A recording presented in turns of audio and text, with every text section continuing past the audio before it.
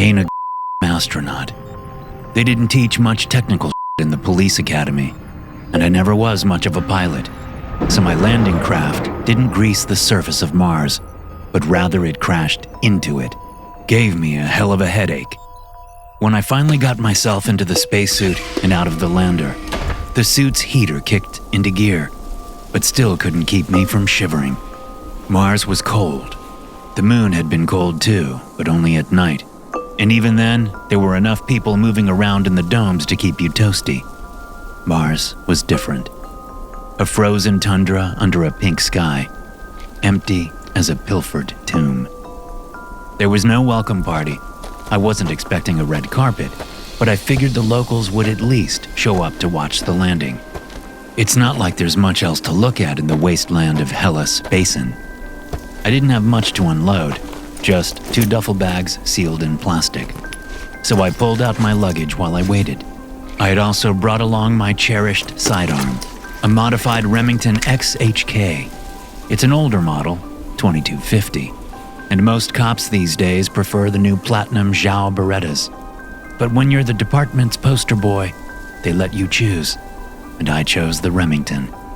Only problem was, I discovered that holster on SPD's Martian suits wasn't fit for the bulky handgun, which is why I found myself standing beside the landing platform with a jumbo pistol in one hand and my luggage in the other, like I was waiting for a Mexican standoff in one of Sergio Leone's celluloid epics. After 10 minutes, a cloud of pink dust rose over the nearest hill, and I knew the welcome wagon had finally arrived. The approaching rover was an airlocked hunk of junk. I nodded to the driver behind the windshield. He pointed to the rear of the vehicle. The rover didn't even need a key code to enter. I just popped the handle, tossed up my bags, and crawled into the cramped airlock. Shoving aside a pair of pickaxes, I sat and waited for the lights inside to change from orange to green. But after a few seconds, the driver called over a staticky speaker in a French accent. The light is broken, friend, but it is safe to remove your helmet now. Come to the cockpit. Hesitantly, I removed my helmet, taking a tiny breath of the stale air. It smelled like armpit and motor oil, but my lungs didn't implode, so I figured the airlock was working. It was still cold enough to see my breath. I made my way to the cockpit, bumping my head on the low ceiling as the rover accelerated. "Hey," I said, squeezing into the passenger seat. "You are Inspector Dagon Sims," announced the driver, gray eyes fixed on the landscape as he drove away from the landing platform. His beard was salt and pepper and paprika, caked with Martian dust. "I recognize you from your interviews." "I didn't realize you monks watch the news." "Not usually, no. But what happened at Mortis Station was very big news. You were quite the celebrity." "Oh yeah? I suppose that's why you are here. Catching the first serial killer in space must put you at the top of everyone's list when it comes to catching the second." "Maybe so." A crucifix hung on a string above the windshield. In the weak Martian gravity, the cross bounced and swung strangely, like a puppet underwater. "You got a name?" I asked. "Father Gasper. I'm one of the geologists at the monastery." "A priest monk and a geologist? How does that work?" "Simple. Some people worship God with hymns. I worship with my hammer, my drill, and my microscope." "You been here long, Gasper?" "Since the beginning, yes. 25 years. "And you know everybody at the monastery?" "Of course. But we don't spend much time together. Our cells are spread out along Ghost Dune. We only come together for special services, feast days, and sometimes to compare research notes." "Gotcha. And the first victim? What can you tell me about her?" "You get right to the point, Inspector. I had guessed you might be like that." Gasper ran the fingers of his right hand through his beard, combing out crumbs of red soil that sprinkled onto the lap of his robe. "Sister Mariana. She was the first. She was a geochemist. with the new order of Cistercians. And what order are you? Primate. I raised an eyebrow. Sorry, He said. little scientist joke. It worked better coming from Brother Ching. He was a zoologist. Ching. He was the fourth victim, yes? Gasper nodded. You should know, Inspector Sims, that I was not the one who contacted SPD authorities. That was Mother Theodora. I did not want a police presence here. Your fellow monastics got killed off, one by one, and you don't want our help? Didn't want your help. I have changed my mind, hence my coming to pick you up today. Why didn't you want the police involved? He made a sharp turn. Jesus swung on his string and bounced off the ceiling. The rover was skirting the eastern rim of the Hellas crater. Rivers of chalky white sand ran like veins down to our left. Ahead, I could just make out the distant, domed shapes of dwellings on the ridge of the basin, like silver bubbles against the scarlet dune. Because, He said, lowering his voice. this killer is not a man. You think it's one of the nuns? I think it's the work of a demon. I sighed. My headache was getting worse. A demon on Mars. Right. You got any aspirin, Father? He reached into a pocket on the driver's side door, ruffled through empty food packs, and pulled out a rattling bottle of pills. Acetaminophen. Let's go straight to the location of the first murder, I said, taking 3 pills and a dry swallow. As you wish. He turned west into the basin. It is toward the center of Hellas. Way down. A vile place. Where's the body now? Still there. We set up a tent. The atmosphere freeze-dried her remains, but we put up the tent to protect against the radiation and the weather. Her body is difficult to look at. I've probably seen worse. I doubt that very much, Inspector. I waited for the pills to take effect. I could feel my heartbeat in my temples, pressure in the sinuses, a dull ache behind the eyes. I opened my mouth in a silent scream, and both ears popped. It helped, a little. The rover bounced over ridges in the sand, tumbling into the wide basin, lower and lower to where rivers of pale sand swirled into a lake the color of bone. My stomach did a somersault. A tent, half buried in the windswept dust, came into view. It seemed to be sinking into the landscape. Slowly swallowed by the bone sand, erased from Mars like a bad dream. The Cult of Kutar. That's what it was called. The case that made me famous. I was just a beat cop at Mortis Station when all that went down. A glorified security guard, checking manifest lists to make sure the newly manufactured mining equipment got on its way to the asteroid belt. Then, young women started going missing. Mortis Station had over 4,000 workers, but most were men. So the disappearances made an immediate splash. SPD had us all looking for clues. I guess I got lucky. Right time, right place, that sort of thing. I solved the case, found the maniac and his radicalized groupies that were responsible. I earned myself a promotion to detective inspector and a fat check selling my story to the tabloids back on Earth. They went crazy for all the gory details. The cult had killed the girls by tampering with their spacesuits so that they suffocated in carbon dioxide. Then they brought the bodies back into the domes, stripped them naked, and cut off their heads. They removed the eyes and replaced them with polished moonstones. Then it got interesting. The cult members attached the heads to the bodies of freshly decapitated livestock, sewing the flesh together with surgical string. That's how I found them, bloody and bowing before a chrome statue of their goddess.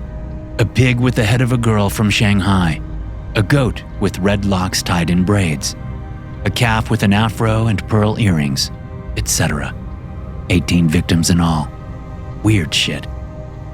The mutilations hadn't been done with the precision of a surgical bot, but the work wasn't sloppy either. The cult had believed their brutal sacrifice honored the victims. They washed the women's faces. They combed their hair. They even held funeral services for each of the headless bodies. There was a sort of twisted dignity in that slaughter on the moon. It wasn't like that on Mars. Not in Hellas Basin. Gasper was right. It was worse. So, you've seen Marianne's body? Asked one of the nuns, Sister Catherine, as I sat down to supper in the monastery's fellowship hall that first evening. I nodded. Then Sister Catherine nodded too. She was a mimicker, a compulsive nail-biter and knee bouncer, late 50s, gray robe patched at the elbows. Catherine clung to her coffee mug like a life raft and stared unblinking at me from across the table. I was the one who found her, you know, down there in the sand, with pieces of her suit spread out all around her. I thought maybe she'd been struck by a meteorite. Did you see the hole in her chest? I nodded again, trying to chew through a bite of rubbery potatoes. Didn't they have any salt on this damn planet? Brother Cosmos, a bent old monk in bifocals and a neck brace, sitting on my left, leaned toward me in his chair. Someone tore Marianne's femur out of her leg. Just wrenched it free, Lord have mercy, he said, crossing himself. I was a wrestler once, long time ago. Big man, big muscles. But to do that, they would have to be very, very strong indeed. And what motive could there be in it? I shrugged. A black-bearded monk called Brother Vitalis sat down to my right. Isn't that your job, detective? To look for motives? Or is it just to study us? To catch us in a lie? Search for the sinner amongst the sacred? Oh, be quiet, Vitalis, said the voice of Mother Theodora, an older nun cooking at the stove. The man is here to help. And let's be honest, there was no motive in what happened to dear Mariana. It was an act of animal rage. She was mauled. By what exactly? Asked Vitalis. A Martian Yeti? It was one of us, Mother. Someone sick in the head. Or sick in the soul, said Father Gasper, approaching me with the coffee pot for a refill. I declined with a shake of my head. I had hoped caffeine might help with my headache, but the brown sludge they served tasted like a rusty toilet. Sick in the soul. I thought back over what I had seen earlier that day. The corpse of Sister Mariana had looked silver in the glow of my helmet light. Her frozen blood was black. Someone had torn her open, torn her apart. With an axe, I guessed. Rummaged through muscle, sinew, slimy organs, and stringy nerves. The killer was trying to... what? Look for something? What do you look for in a human body? Well, if you're one of these nuts, perhaps... So what do you make of our situation here, Inspector? Asked Mother Theodora, turning toward the table. She wore a stained apron embroidered with a pattern of flowers. Before I had a chance to answer, Vitalis coughed a laugh and scooted out his chair so that the chair's legs scraped against the riveted floor. The noise set my brain on fire. What do you think he thinks? Vitalis barked. He thinks we're all crazy. We live in a freezing desert 40 million miles from home, with no way to escape this dune. Our few working rovers wouldn't make it halfway to the nearest settlement. And we've got no security here, not even a camera system. We've watched 8 of our number get picked off, and we sit shivering in our boots waiting for our turn to get butchered. Christ called us to be sheep. We're sheep, all right, and we're breaking bread each day with a hungry wolf. Across the table, Sister Catherine whimpered. I pulled a flake of potato skin from between my teeth and set it on the edge of my place. Why isn't there any security set up here? I asked. It wouldn't be conducive with our God-given mission, said Father Gasper, taking a seat at the end of the table. We are here to unlock the secrets of creation, Inspector. To unravel the tapestry of the universe, like Hildegard of Bingen or Gregor Mendel. And we brought with us only that which would enable us to survive and do our work. Right. The airlock dinged and the lights went from orange to green. More monks and nuns came into the room, heads bowed, pulling off pieces of red sand-stained suits to hang along the wall. I shook hands, made mental notes of the names and faces. It wasn't hard. The monastery complex had only 15 monks and 15 nuns to begin with. Thanks to the killer's handiwork over the past 3 months, the total was now down to 22. 22 very frightened, confused, and suspicious people. 22 suspects. That certainly beat the 4,000 back at Mortis Station. Are those your bags in the airlock? Asked one of the new arrivals, Sister Agnes. Younger than the others, mid-30s, red hair beneath her white veil, freckles, dimples. I nodded. Yeah. That's seriously all you brought? No scanning equipment? No bots? It's mostly clothes and toiletries, I admitted. She locked her hands at her hips. What's the point in asking the SPD for help if they just send one washed-up bullet jockey?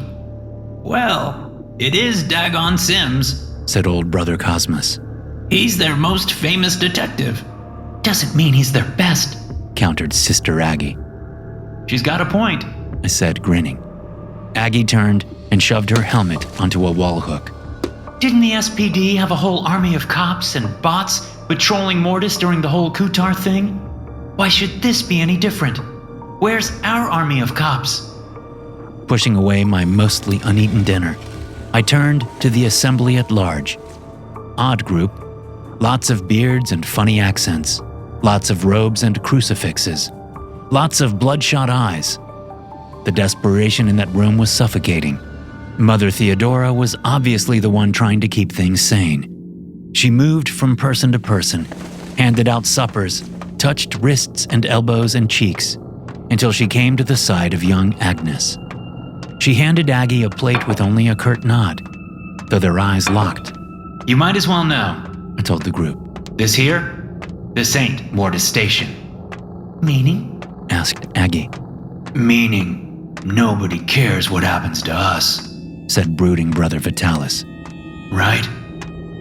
More or less, I said, shrugging one shoulder. With Earth getting chewed up in a dozen different wars, and everybody worried about nuclear winter, they're not exactly running to the tabloids for salacious tales of murderous monks. Very little press means very little in SPD's budget for an investigation. But they sent you, said Cosmos. I volunteered to come. That got their attention. I made up my mind after we received the report of the third killing, and I had to pull some strings to get here. Hitched a ride on a cargo transport to Phobos, then convinced the folk there to lend me a lander. Oh, goody, said Aggie, miserably. So at least the washed-up bullet jockey gives a crap. Look, I said, standing. A cold-blooded psychopath at this monastery has murdered 8 people.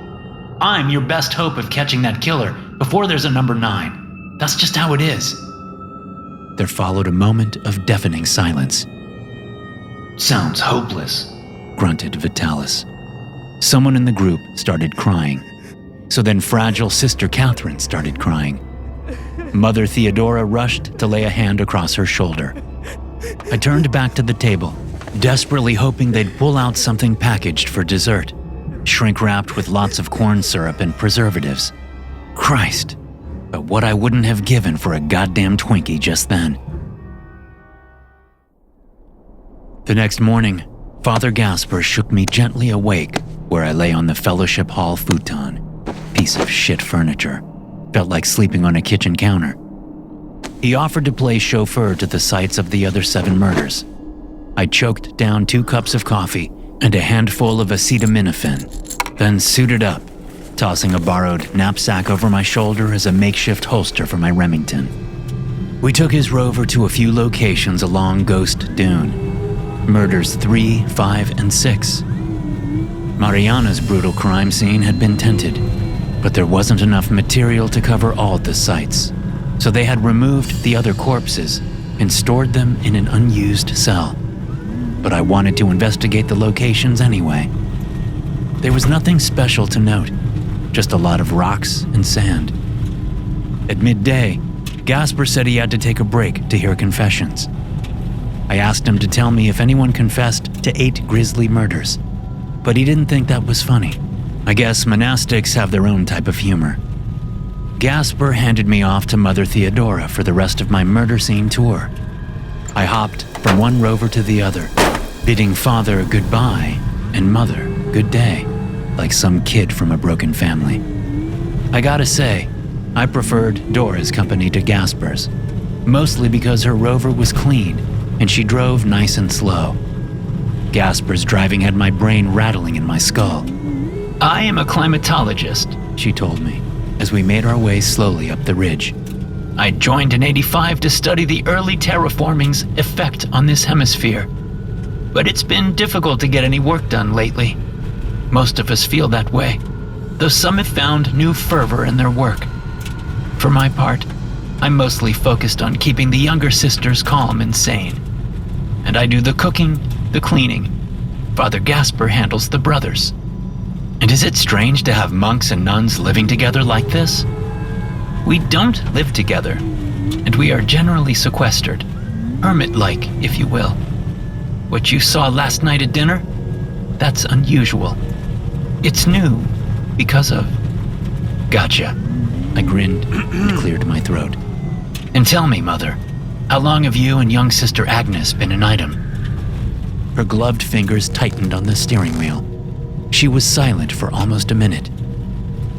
We work together, she finally said, weighing each word. Aggie is a meteorologist. That's not what I mean. But it's not like I'm not your damn bishop, I said, speaking over her. I didn't have time for a cautiously worded, emotional conversation on the subject. Or maybe I did, but I sure didn't feel like having it. It's not that you two are obvious about it, but I notice things. That's kinda my job. She exhaled. I see. Well, How long, you ask? I think it happened gradually. And it's not what you think, she sighed. Or maybe it is. Maybe it's exactly what you think. I think people get lonely and crave connection. Do you, Inspector? I rolled my eyes. How many other romantic couples are there at the monastery? Are you ignoring my question? Yup. Who's hooking up, Dora? I don't know. Guess. A few people, probably. She finally took her gaze off the windshield and turned to me. Do you think that's what this could be about? About jealousy or something? I shrugged, but I didn't think so. Jealousy caused a bitter wife to poison her husband's beer, not hack apart a whole commune. But punishment? Punishment might be a motive. Seeking out the sinners to personally deliver them to hell? Maybe.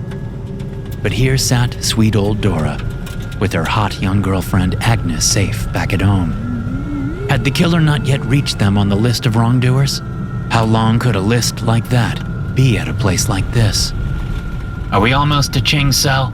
I asked. It's right up here. She pulled to a stop in front of an adobe-style domed hut with a transparent airlock in the front. We put on our helmets, crawled out of the rover, and approached the outer door. Just like with the rovers, there was no lock. You just pulled the handle and entered. There was an inch of red dust inside, which rippled as the airlock filled with breathable atmosphere. I went to pull off my helmet, but Dora shook her head. Keep it on. We sealed Ching's room so the body isn't preserved. There's a smell. Thanks. It was a cell like all the others, a little circular studio apartment. Workspace, kitchenette, bed, toilet. In the case of Brother Ching's, much of the cramped space was filled with stacked terrariums. Black-eyed geckos stared up from their basking rocks. Albino rats ran on wheels. A green snake coiled its way up a plastic branch. Each terrarium had little toys inside it too. Action figures of pirates and astronauts and mermaids, glued down in eternal poses. The whole place looked like the bedroom of an antisocial 10-year-old. Ching's body lay on the carpet at the foot of the bed. He was on his back, hands at his sides and legs out straight. His feet were bare and stuck out from the bottom of a white robe. He was victim number 4, and 33 days of decomposition had taken its toll.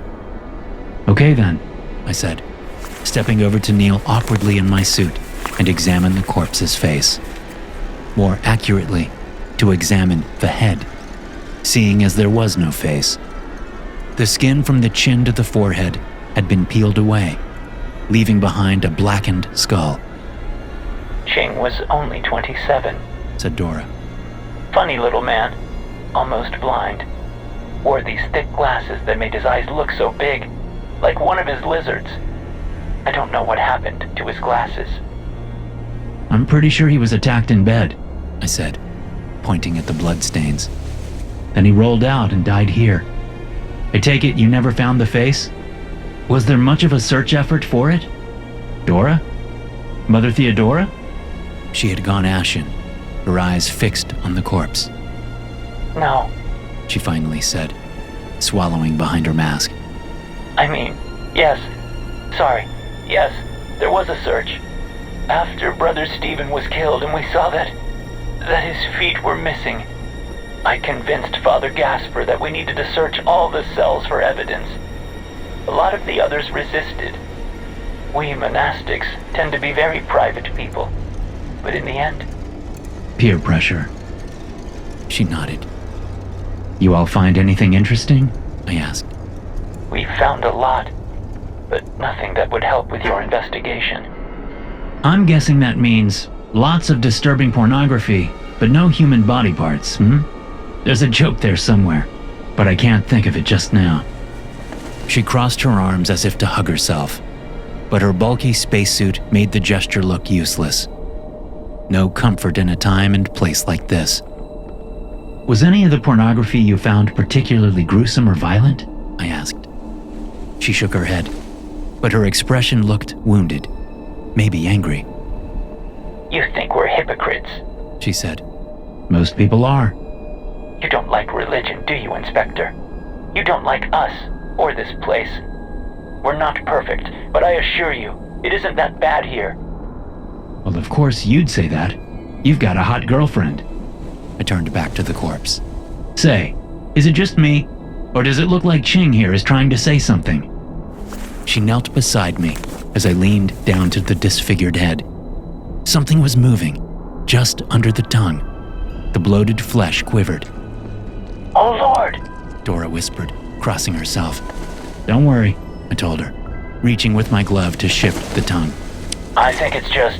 The jaw flinched, and a black streak shot into the air. It hit my faceplate with a wet thump and bounced off, smearing blood across the plastic. I gasped and reached instinctively for my holster, before remembering the gun was in a knapsack back in the rover. Dora was screaming. She shoved herself away from the body, backing into one of the terrariums. "It's just a rat," I said, wiping at my smeared faceplate and watching the little creature scurry across the carpet, leaving a trail of brownish blood in its wake. The rat came to a jittery stop near the door. That's when I noticed him. A very tall man was standing in the airlock. The door opened, and the newcomer stepped inside. I hadn't seen this monk before. He didn't come to last night's get-together. He was almost 7 feet tall, and his arms hung down like a damn chimp's arms. That must have been a custom suit. He leaned down and picked up the bloody rat, then placed it in one of the empty cages. "Malachi," Dora said, still on the floor. "Oh my, that was so shocking." I stood and helped the old nun to her feet. She was shaking in her suit. Probably peed herself too, judging by the way she squirmed. When she was up, I turned to the huge monk, but he was already facing the other way, sprinkling food pellets into the top of a terrarium. "Hello, Brother Malachi," I said. "I'm Inspector Dagan Sims." Malachi didn't turn around. He didn't speak. I checked my wrist controls to make sure my mic had synced with his suit. "I'm Inspector Dagan Sims," I said again. I felt Dora's hand on my elbow and looked at her. She motioned toward the door.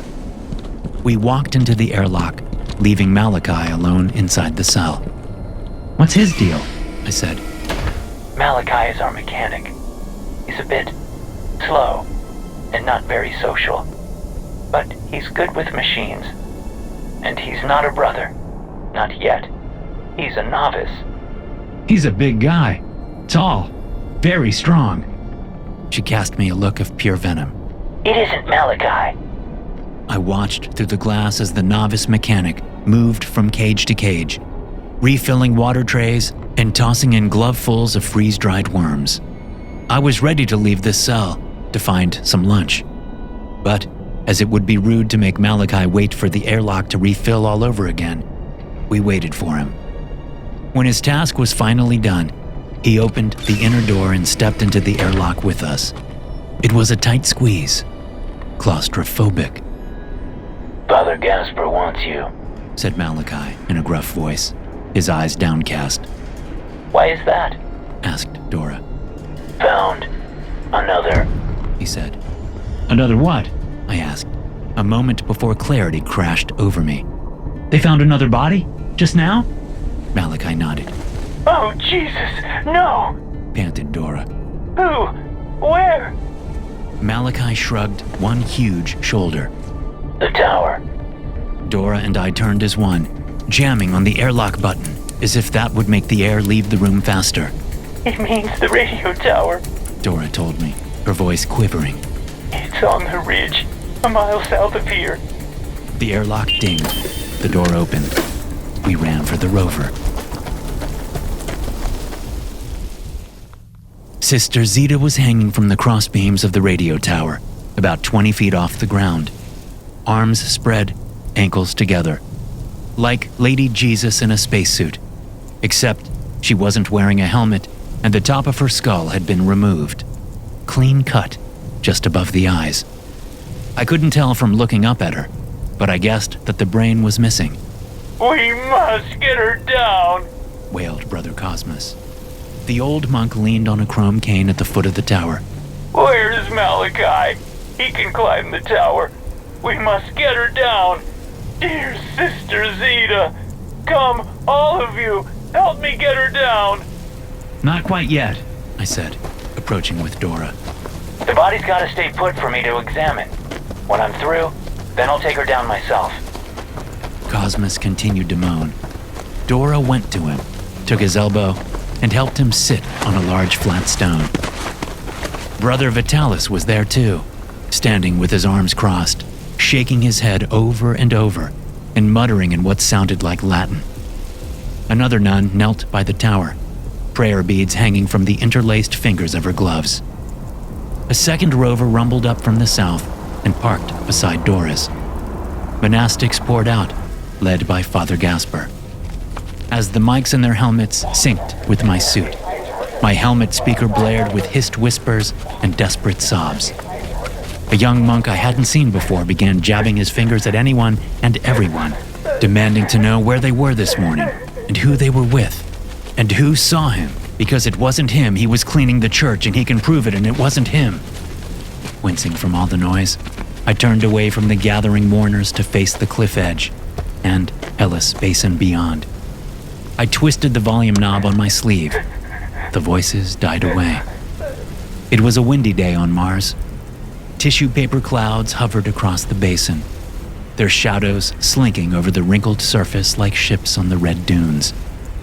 Just that morning, Gasper had told me all about the history of Hellas Basin, how it was billions of years old or something.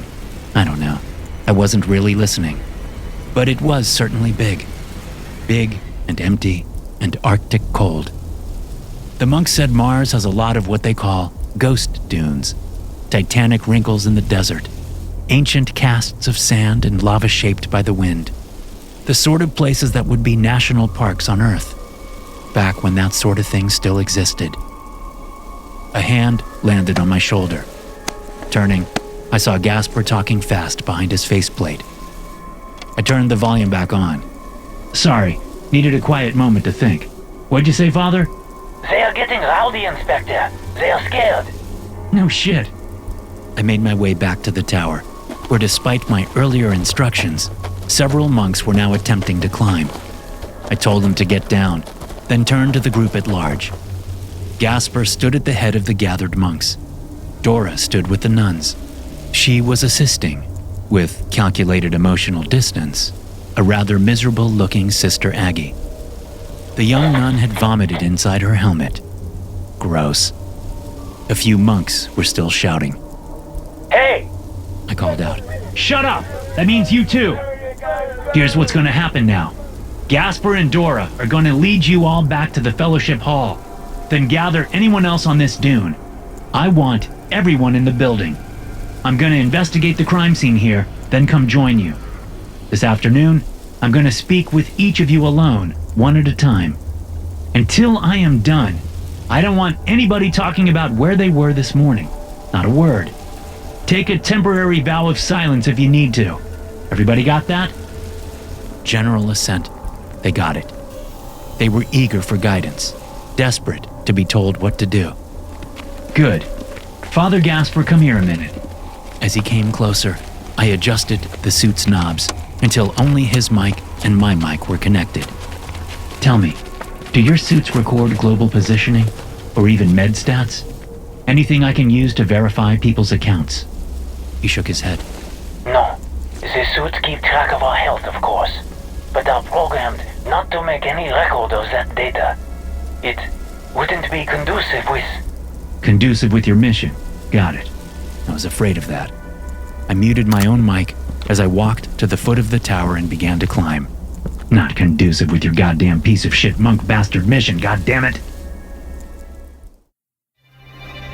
Back at the lunar branch of SPD headquarters, we had ourselves a nice little interrogation room. Old school lighting, rickety table, coffee vending machine that only works half the time, all that. But for my makeshift Martian HQ, I had to set up shop in a storage closet at the Fellowship Hall, shoving aside racks of glittery priest robes to squeeze in 2 chairs. The only light came in through a skylight.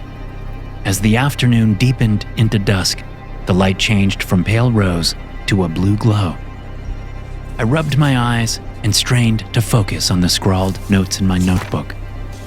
I was never much for penmanship, but this was ridiculous, even by my standards. No way I'd be able to read these back in the morning. Next! I called for the 19th time. The day's interviews had been a mix of casual conversations about daily routines. Where were you this morning? Who saw you? What were you doing? I was in my cell, at the church, out in a rover in the basin. I was alone, with so-and-so. Shared a quick word over coffee with the father. I was sleeping. I was crunching data. I was trying to stay sane and not get murdered. That sort of thing, and more interesting bits of information. I weaseled out a dozen criminal pasts, most of which I already knew from the personnel reports provided by New Vatican and the files SPD kept on all off-worlders. There was a white-collar crook, 2 assault and battery convictions, and an impressive 8 sexual predator listees. I guess that's a tried and tested trick of the church. Got a pervert in the congregation, slap a robe on their back and a cross around their neck, and ship them off to a monastery. They're Mars's problem now. Good riddance. But, of course, the problem doesn't just go away. Now the creeps are living next door to Mother Dora's and Sister Catherine's, boring old ladies who just want an honest day's work of prayer beads and scientific analysis. The whole setup seemed like a joke without a punchline. The whole damn place could have been custom built for this nightmare. A bunch of eccentric hermits wandering alone through the desert each day. No security, no weapons, no locks on the doors, robed fish in a blood-red barrel. Some of the interrogations took more time than others. A number of the older monks, and most of the nuns, could be ruled out as suspects on physicality alone. This killer was cleaving bodies in 2. I didn't think Weepy Catherine or limpy old Cosmos would be up to it. There was always the possibility of a group of culprits, but I found that unlikely. Unless this place was the goddamn Royal Shakespeare Company, the acting just wasn't good enough. Probability told me that there was one killer in the bunch, one clever maniac.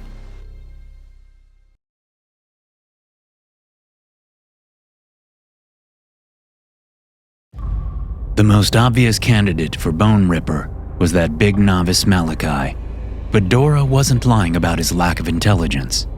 During his interview, he just put his big feet on the chair and hugged his knees to his chest the whole time. Never made eye contact. He barely answered a single question, and he shut up completely when I brought up the story of his little sister's mysterious death.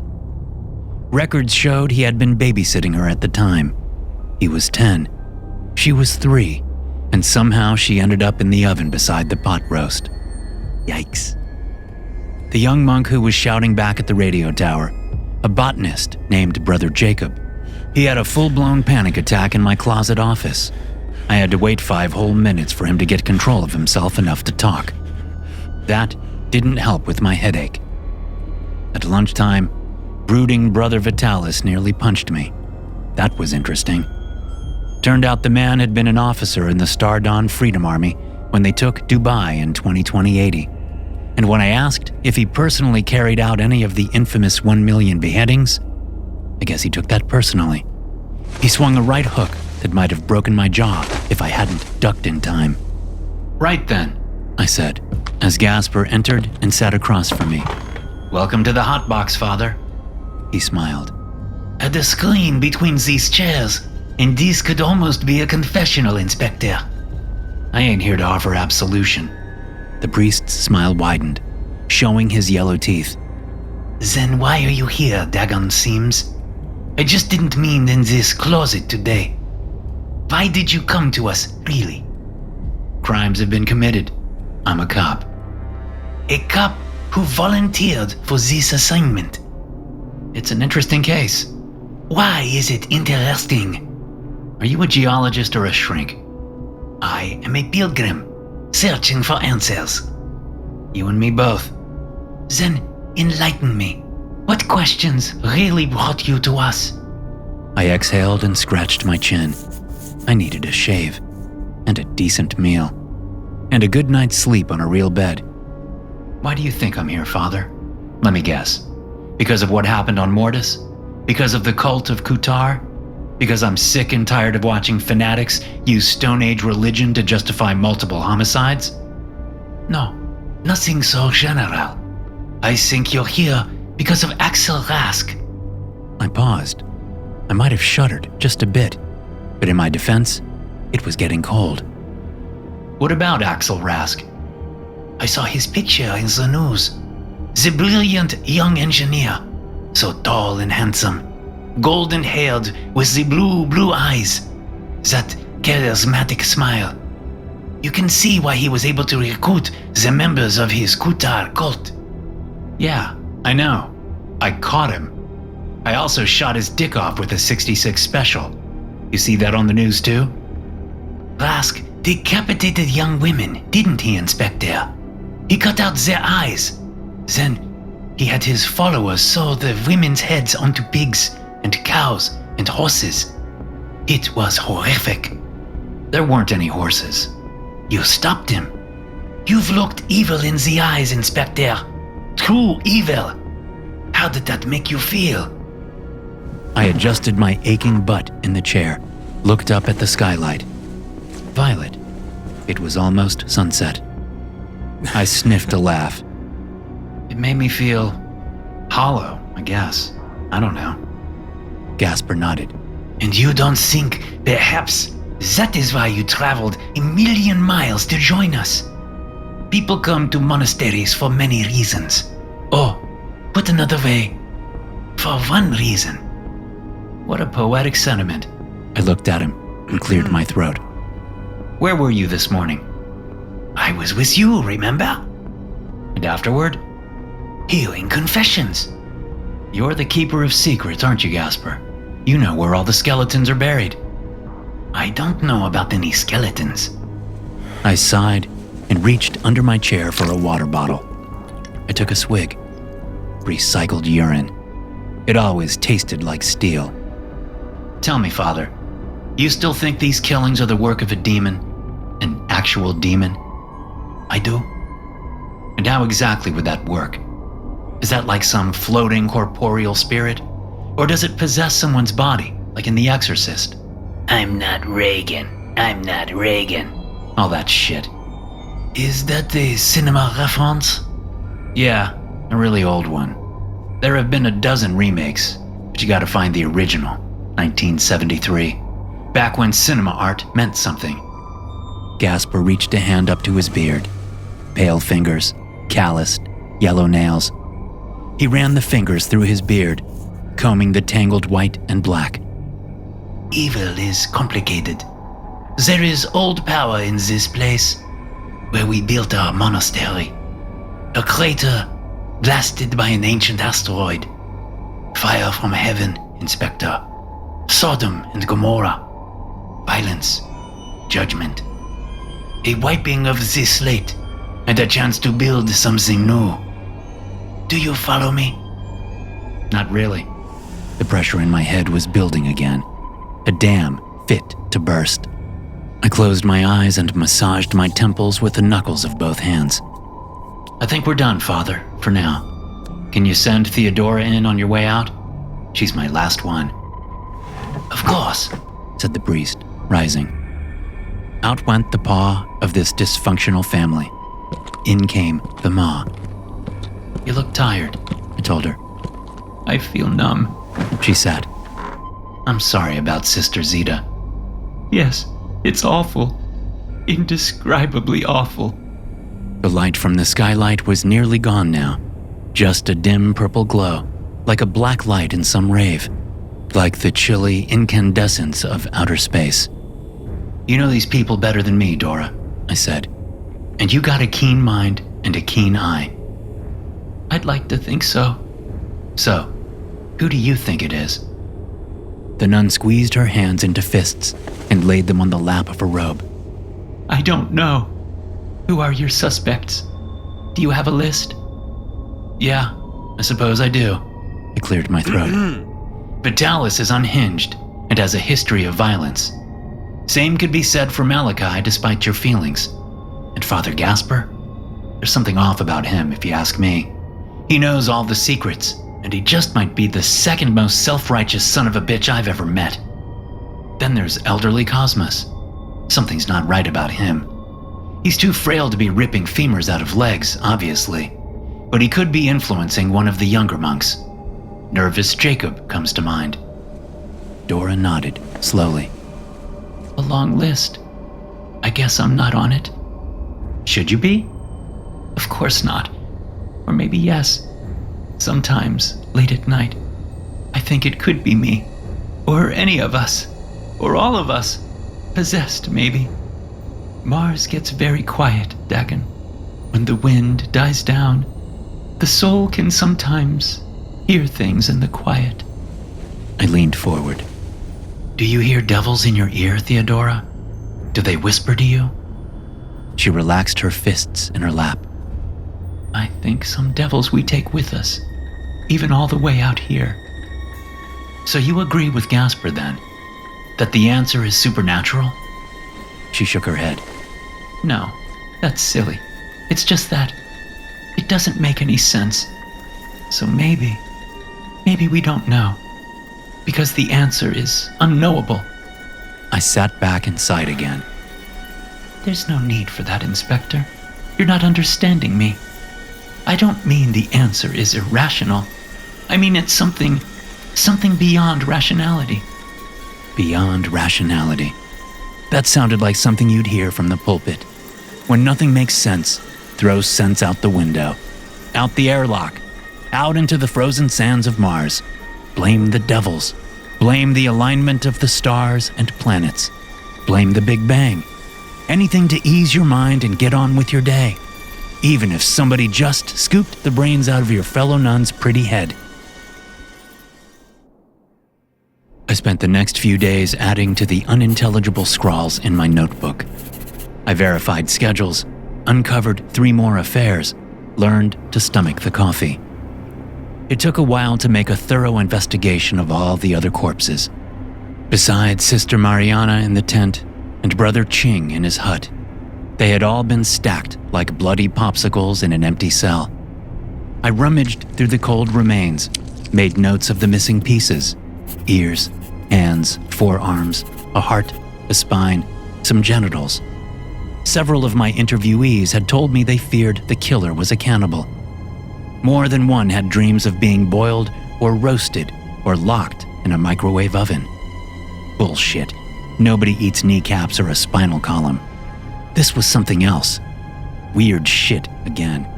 History on repeat.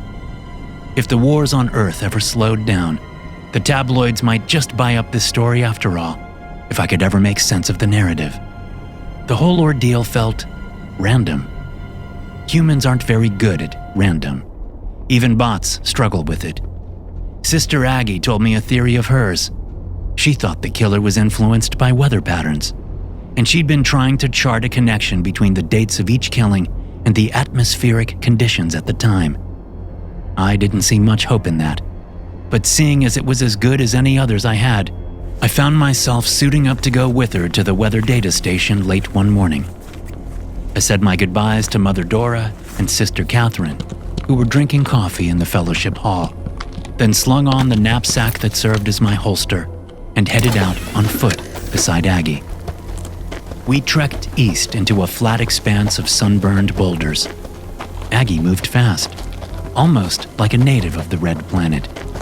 Or maybe it was just that she was still young and I was getting old. My face tickled with sweat that I could not wipe away as we reached the little research station. Aggie dusted off the display screen. That's funny. What? The system's down. Broken? No, just not booted up for the day. Malachi makes the round first thing, after the dawn service. He never forgets. The sweat on my cheeks burned. Never? Not that I can remember. I sighed, hot breath that made steam on the inside of my faceplate. Well, shit. I surveyed the maddening maze of boulders around us. You said he attends the morning mass? Which way is the church from here? She pointed. I nodded. Right. You lead the way, and hurry.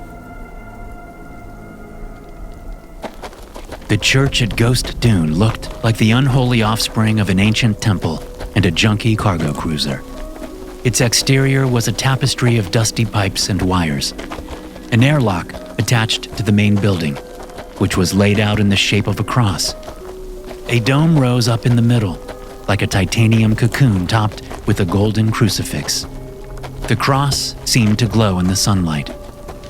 As we reached the church at a breathless jog, I saw another monk entering, already inside the airlock, his silhouette hunched and shuffling. Brother Cosmos, I said, when we were close enough for the mics to sync. Don't! Wait! I placed a hand on Aggie's shoulder to stop her from going any farther. Stay out here, I told her, and ignoring her protests, I shoved past her to enter the airlock with Cosmos.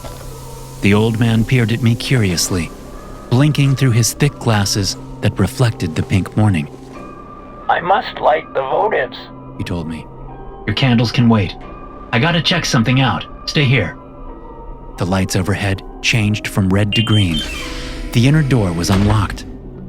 I removed my helmet, wiped the sweat from my face, and slid my right hand into the knapsack at my side, flexing the fingers of my glove around the grip of my gun. I slipped quietly into the church. The lights were off. The only illumination came from slim skylights above and a scattering of candles in a sandbox by the door. Orange light sifted through a cloud of incense smoke that filled the whole place. I stepped forward, letting my gaze wander the long chamber, the empty pews, the many painted faces of Jesus and the saints. The air smelled like the first Christmas, frankincense, myrrh, and fresh blood. I found Malachi near the altar. I found him red-handed, red-headed too, red everything, a bloody pile of parts, like a surgeon's garbage, heaped in that holy place and glinting wetly in the soft, illustrious light. I tightened my grip on the gun and took another step. I could have sworn I heard breathing, weak and muffled, somewhere in the building. Then the door behind me squeaked open. Lord have mercy! I told you to stay outside. I snapped at Cosmos, as the old man came limping forward, dropping his helmet on the carpet, reaching out toward what was left of Malachi. No! I pushed the old monk gently onto the frontmost pew. He landed on the cushion with a thump and cried out, Heavens! Gasper! I spun, looking down at the pew. Father Gasper was curled up in a ball beneath the pew, still wearing a spacesuit, facing the altar. His helmet was splattered with fine drops of red. I could just see the glint of his eyes within the glass, wide, unblinking, orange as coals in the candlelight. The priest's trembling lips peeled open. He made a little sound. Belial. What'd he say? I asked, but Gasper repeated the word, louder this time. Belial. Belial. Belial. Cosma stood on shaking legs and backed into me to get away from the muttering priest on the floor. Beelzebub, hissed Gasper. Belial and Beelzebub. I moved backward beside Cosmas, gun aimed downward in the bag at my side. Abandon Napoleon! Screamed the priest. The angel of the abyss and the serpent of the ancient of days. Why, Father? Asked Cosmas through his sobbing. His wrinkled hands quivered in the air before him. Why do you say such things? Speak not these evil names. Speak not these names. For the first time, Gasper seemed to notice we were there. He blinked, shifted on the floor, looked up at me. I froze. Don't you see? Said the priest, and he smiled. A wild smile of bared teeth, like an ape's smile. The prince of the air has come to Mars. Beside me, Cosmas spluttered and fell to his knees. Gasper's gaze flickered to the old man's face. Their eyes met, then the priest flinched into action, rolling to his knees and standing in half a second, knocking the pew backward and sending hymnals spilling to the floor. He had a pickaxe in his hand. Its silver head glinted as he raised the weapon over his head. Wait! I screamed, trying to pull out my gun, but it snagged inside the knapsack. I tugged, cursing.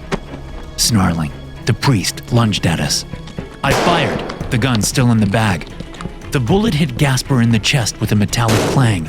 He stumbled backward, a jet of pressurized air and blood escaping through the bullet hole, misting the church with fine pink. Behind me, a woman screamed. Wrenching the Remington from the smoldering bag, I turned and saw Dora, Aggie, and Catherine standing just inside the doorway, their hands over their hearts. Aggie had screamed, but now Catherine took up the call, one long, shrill note of terror. I spun back toward the altar and held out my gun at arm's length. Stand down, Gasper! Stand the hell down! Behind his bloody helmet, Father Gasper bared his yellow teeth again. His eyes bulged, bloodshot, wild. He raised the pickaxe. My gun roared. Headshot. I reduced his faceplate to a burst of glitter. The priest toppled backward into the altar. Icons clattered to the floor. A porcelain Mary, a golden Bible. He fell onto his side, limbs limp in the suit. Face a mask of gore within the ruined, smoking helmet. Sister Catherine kept screaming. Scream after scream that echoed off the many faces of Jesus and died in the fog of incense and misted blood. What do we find when we distill the universe down to its fundamental essence? I think we find randomness. I think artists look at that randomness and come to one of two conclusions. It is chaos, says the one, and goes off to create tragedies. It is absurdity, says the other, and thus, a comedian is born. The religious person looks at the randomness and simply says, no. That's my sermon, the little parable I told myself while I stood over the man I just shot before the altar. Not a bad speech for a dumb cop with a headache. They buried Gasper in a shallow grave and covered him hastily with a foot of red sand. After a short argument, they agreed to erect a small cross at the spot. The priest's body would decay very slowly in the cold Martian ground, without the presence of microbes. The red planet might even mummify him. The same goes for the body pieces collected in the murders. I still hadn't found that macabre trophy trove. Shing's face, Zeta's brains, the lower legs of mighty Malachi. They were out there somewhere, among the boulders, a grisly time capsule. That'll be a surprise for whatever future miner or farmer stumbles upon them in the year so-and-so, if humanity lasts that long. Dora had set up a little funerary repast in the fellowship hall. Pot of coffee, bowl of shriveled fruit, tray of cookies that tasted like bricks. Not many people showed up. It was to honor Zeta and Malachi, but the image of Gasper's bloodied corpse with the gleaming murder weapon by its side wouldn't leave people's minds. After only a few minutes, the crowd thinned, and soon it was just me, Mother Dora, and Sister Aggie. The younger nun scooted her chair up to the side of the older and slipped a thin arm around Dora's back. Dora didn't push her away, but she didn't return the embrace either. She looked cold and still as the planet outside. The silence was heavy, heavy enough to make your back ache and your shoulders sag, even in the low Martian gravity. Aggie sat up. So, that's it? She said, looking at me. What do you mean? You're supposed to be this great detective.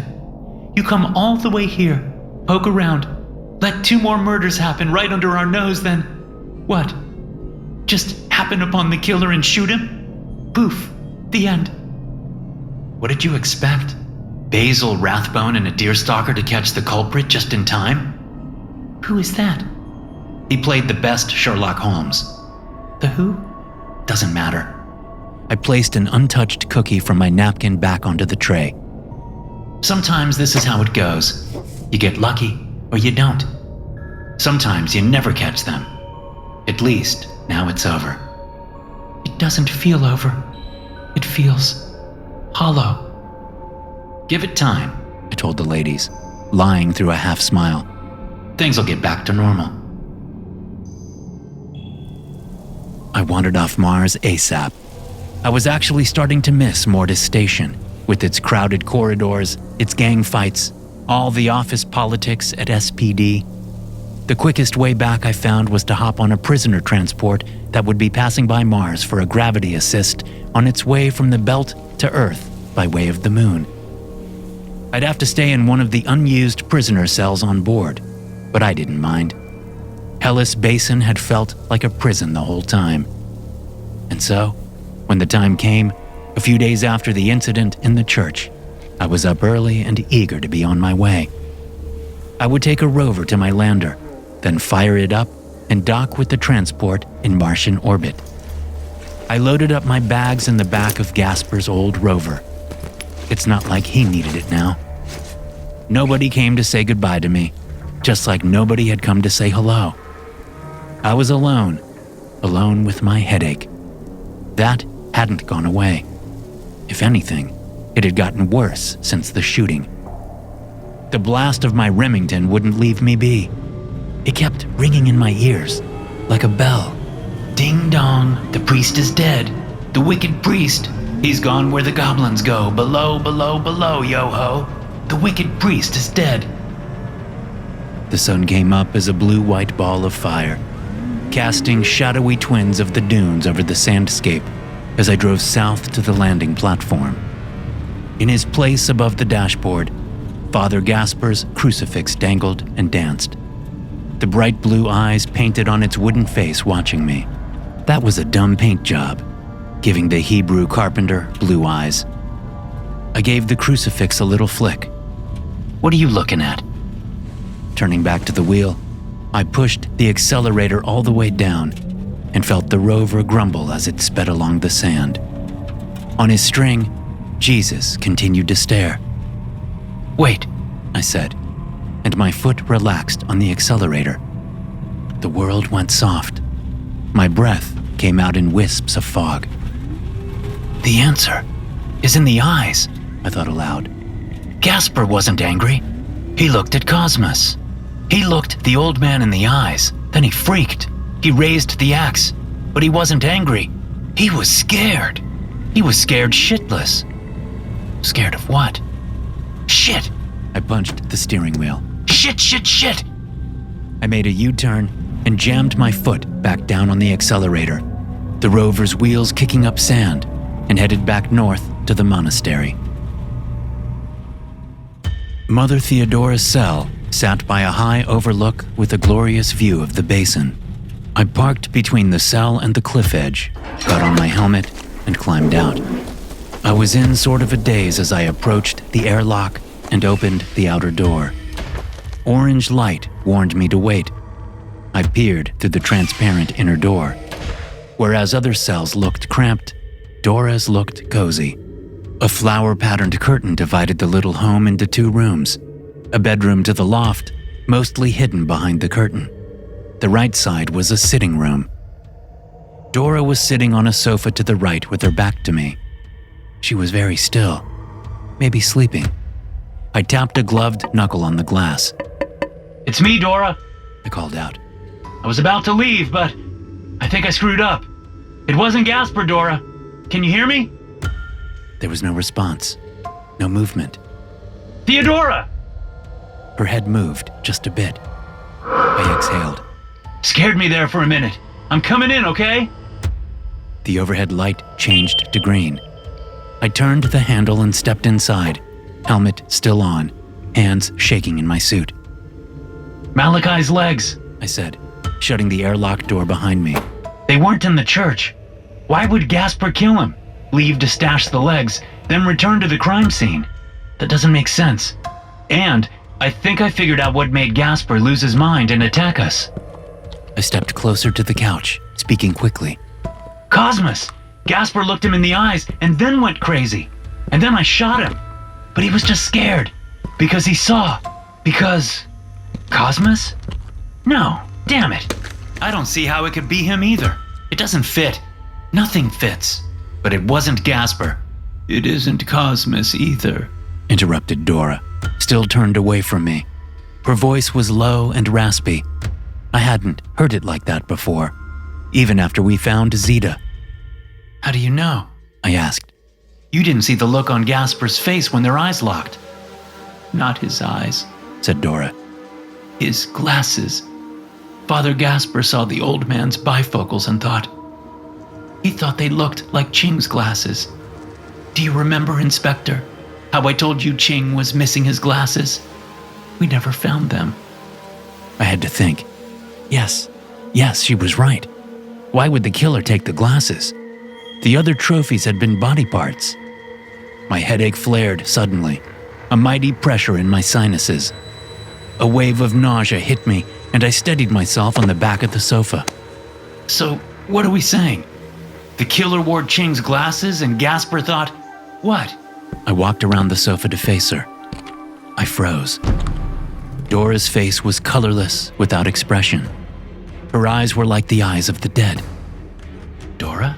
I said softly, taking a knee beside her. What happened to you?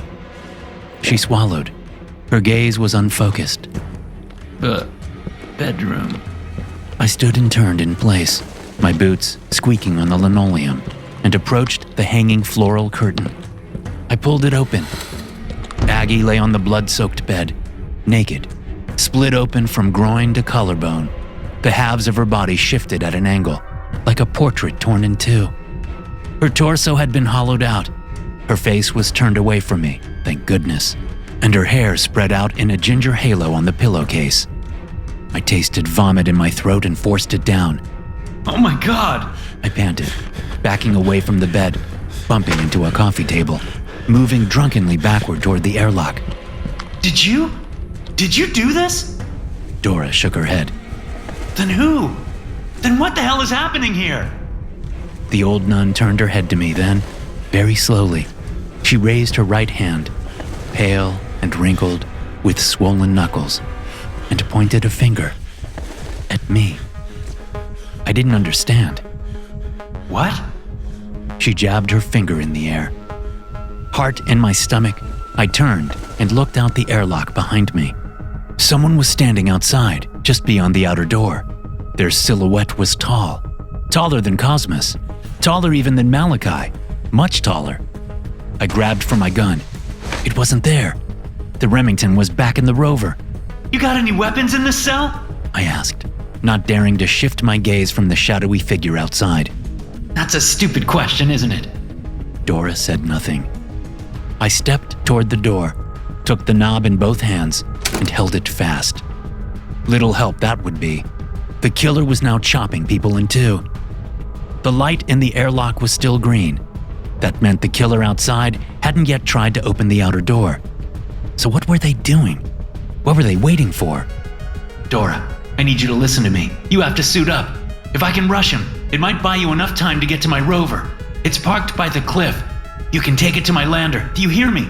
Take a few others with you if you want, but go now. Get off world. Get away from here. I'm not leaving Aggie, said Dora, her voice a weak whisper. Then we're both dead. But we're already in hell, Inspector Sims. Outside, the rising sun made something on the figure's face glint. 2 laser-bright rings. It was Ching's thick-lensed glasses, lopsided on what looked like a man's bearded face. But something wasn't right about the man.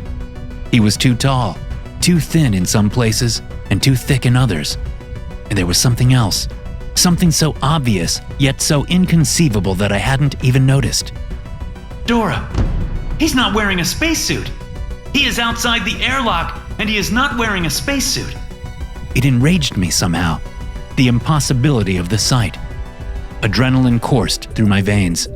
I found myself jamming down on the knob and marching into the airlock as the lights went orange and the air hissed out. Behind the outer door, the figure reacted, not reaching for the door or turning away, but simply sliding a few feet to the left. Yeah, that's right, I said, teeth clenched. You ain't used to being challenged, whatever you are. All your victims froze in fear. They froze and let you have your way, not me. I waited for the airlock to unlock itself, waited for my chance to fight. What's your game, huh? What the hell is this? I slammed a gloved fist against the transparent door. The figure slid again to the left, vanishing from view around the side of the cell. Overhead, the lights finally flashed. I twisted the knob and jumped out, breaking into a run toward the rover on the cliff edge. The suitless horror must be biding its time, I thought, setting a trap, toying with me. A cat with a mouse. But this mouse was about to have a Remington XHK. I made it to the rover in a dozen breathless strides and wrenched open the back. Grabbing out my duffel bag, I unzipped the plastic cover and tore it open, tossing out my shit until I saw the Remington and pulled it free. Pistol in hand, I spun around. The killer had approached in silence and waited just behind me. We stood, 1 meter apart. Well, I stood. It floated, hovering above the ground with its bare corpse feet crossed, toes aimed at the sand. It was a monk, and it was a nun. Both and neither at once. A hodgepodge of human pieces, red and frosted, all cloaked in a stiff gray robe. Its face was a wrinkled, bespectacled mask of sallow skin. No eyes shone behind the glasses. Across its barreled chest, above the robe, clung a sash of coiled intestine, still dripping bits of icy blood. Fresh Aggie. In its left hand, which dangled lifeless at its side, it held a red-stained pickaxe. It wasn't moving. Why wasn't it moving? I aimed my gun, first at its chest, then quickly down at the pickaxe instead, and fired. My hand was shaking, but I made the shot. The weapon sparked and flew a meter backward into the sand. The hand didn't flinch. Die! I said, shooting again, at the face this time. Ching's glasses cracked in two. The flesh mask quivered. The killer didn't move. You need to die! Another shot in the face. Nothing. The figure floated silently backward, hovering above the sand, not bothering to turn as it reached the spot where the pickaxe had fallen. The left hand reached down toward the weapon, but I took a step forward and fired at the elbow.